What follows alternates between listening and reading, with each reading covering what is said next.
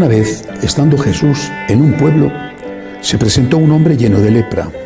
Al ver a Jesús, cayó rostro a tierra y le suplicó: Señor, si quieres, puedes limpiarme. Jesús extendió la mano y lo tocó diciendo: quiero, queda limpio. Y enseguida le dejó la lepra. Jesús le recomendó que no lo dijera a nadie y añadió: ve a presentarte al sacerdote y ofrece por tu purificación lo que mandó Moisés, para que les conste.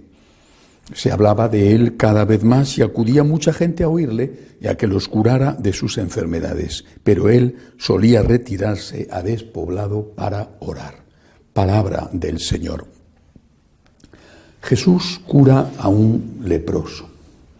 No solamente curó a un leproso, hizo muchos milagros. Por supuesto que podía haber hecho muchísimos más y siempre será un misterio por qué no lo hizo.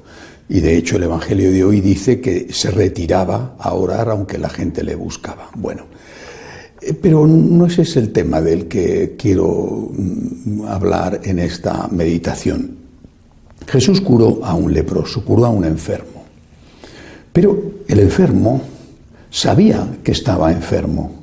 El hombre, ¿cómo no va a saberlo si estaba leproso? ¿Cómo no iba a saber el paralítico que era paralítico, el ciego que era ciego, el mudo que era mudo? Bueno, o sea, sabían todos ellos que estaban enfermos.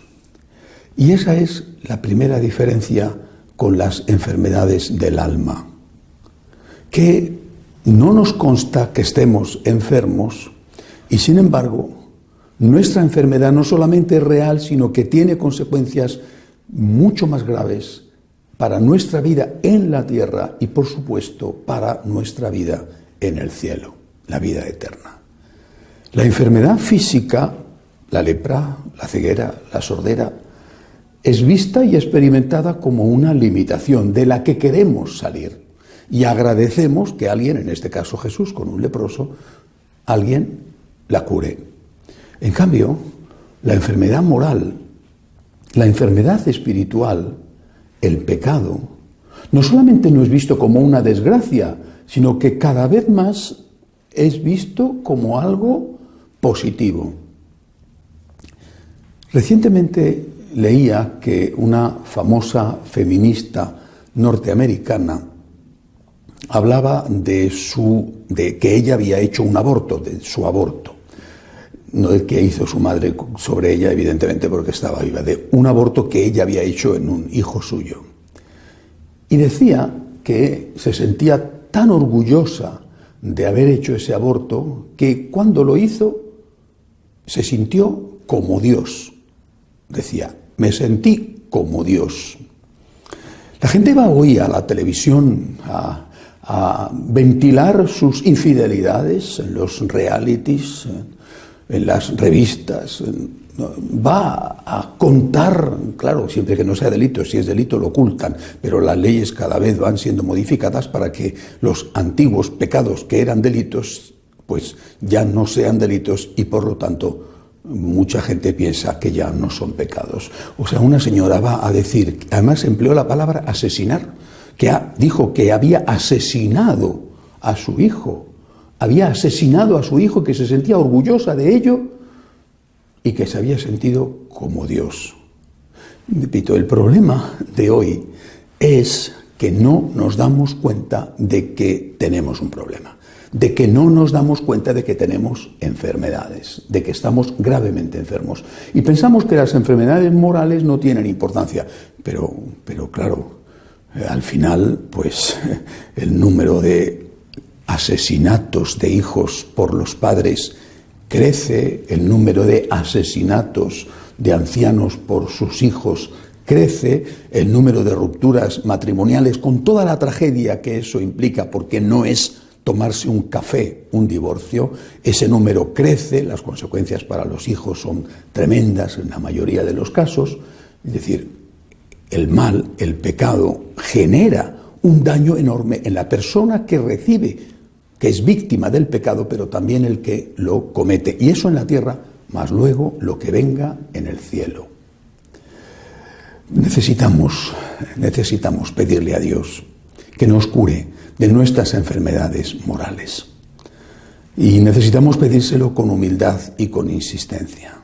Pero para eso Claro, necesitamos que alguien nos haga ver que estamos enfermos. Es enormemente antipático. Decirle a una persona, tú estás obrando mal, es generalmente muy mal recibido. También es mal recibido que el médico te diga que tienes cáncer, pero no se te ocurre pegarle 2 tiros al médico por eso.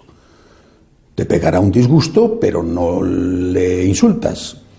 Al contrario, pues seguramente después del disgusto, señor médico, ¿cómo puedo yo salir de esta enfermedad? ¿Cómo puedo curarme? En cambio, no, si a alguien le dices, estás obrando mal, probablemente la reacción será incluso violenta. Chesterton dice, es muy interesante, dice, yo necesito una iglesia que no me dé la razón cuando tengo razón, porque ¿para qué necesito una iglesia que me dé la razón cuando tengo razón? Necesito una iglesia que no me dé la razón cuando no tengo razón. Porque si me encuentro con una iglesia que me da la razón cuando no tengo razón, esa iglesia me conduce al precipicio. Necesito una iglesia que no me dé la razón cuando no tengo razón. Es decir, necesito un médico que me diga, estás enfermo. No que me diga, estás enfermo estando sano, naturalmente, vaya aguafiestas, sino que estando enfermo, el médico me diga, estás enfermo, porque así, con la gracia de Dios, me podré curar. El Señor curó a un leproso porque éste se lo pidió. Sabía el leproso que estaba enfermo. Nosotros también tenemos problemas de distinto tipo. Algunos no serán tan graves, pero ¿quién no tiene un problema de carácter? ¿Un problema de envidia? ¿Un problema de egoísmo? ¿Un problema de rencor? En todo caso, nuestras enfermedades no son solo las físicas, sino las morales. Y estas son mucho más difíciles de descubrir. Digámosle al Señor, ayúdame a ver qué es lo que estoy haciendo mal y ayúdame, Señor, a hacer el bien y quitar el mal. Que así sea.